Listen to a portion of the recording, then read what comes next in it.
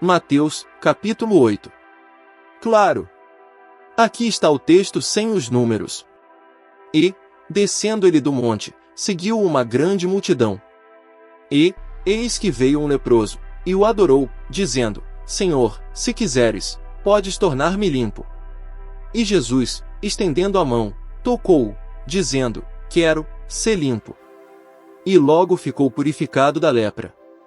Disse-lhe então Jesus: Olha, não o digas a alguém, mas vai, mostra-te ao sacerdote, e apresenta a oferta que Moisés determinou, para lhe servir de testemunho. E, entrando Jesus em Cafarnaum, chegou junto dele um centurião, rogando-lhe, e dizendo: Senhor, o meu criado jaz em casa, paralítico, e violentamente atormentado. E Jesus lhe disse: Eu irei, e lhe darei saúde. E o centurião, respondendo, disse: Senhor, não sou digno de que entres debaixo do meu telhado, mas dize somente uma palavra, e o meu criado há de sarar. Pois também eu sou homem sob autoridade, e tenho soldados às minhas ordens, e digo a este: vai, e ele vai, e a outro: vem, e ele vem, e ao meu criado: faze isto, e ele o faz. E maravilhou-se Jesus, ouvindo isto, e disse aos que o seguiam: Em verdade vos digo que nem mesmo em Israel encontrei tanta fé. Mas eu vos digo que muitos virão do Oriente e do Ocidente, e assentar-se-ão à mesa com Abraão, e Isaque, e Jacó, no reino dos céus. E os filhos do reino serão lançados nas trevas exteriores, ali haverá pranto e ranger de dentes. Então disse Jesus ao centurião: Vai, e como creste te seja feito. E naquela mesma hora o seu criado sarou. E Jesus, entrando em casa de Pedro, viu a sogra deste acamada, e com febre. E tocou-lhe na mão, e a febre a deixou, e levantou-se, e serviu-os.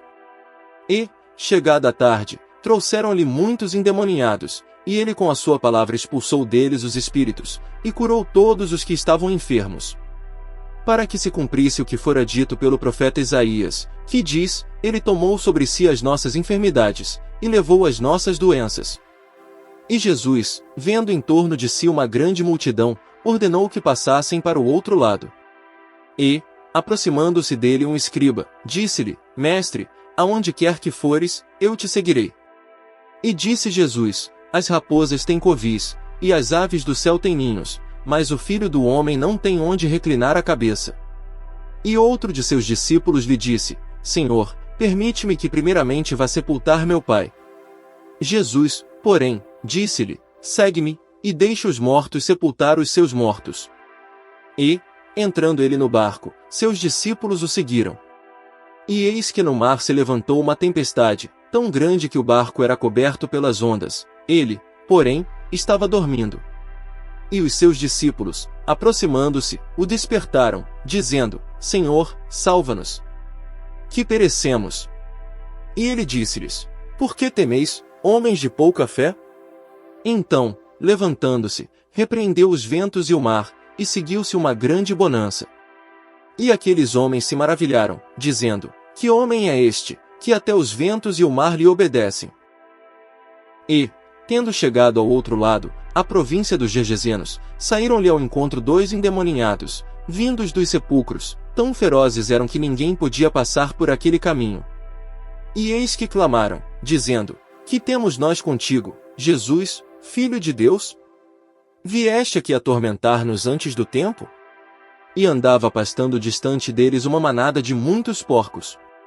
E os demônios rogaram-lhe, dizendo: Se nos expulsas, permite-nos que entremos naquela manada de porcos. E ele lhes disse: Ide. E, saindo eles, se introduziram na manada dos porcos, e eis que toda aquela manada de porcos se precipitou no mar por um despenhadeiro, e morreram nas águas. Os porqueiros fugiram e, chegando à cidade, divulgaram tudo o que acontecerá aos endemoniados. E eis que toda aquela cidade saiu ao encontro de Jesus, vendo, rogaram-lhe que se retirasse dos seus termos.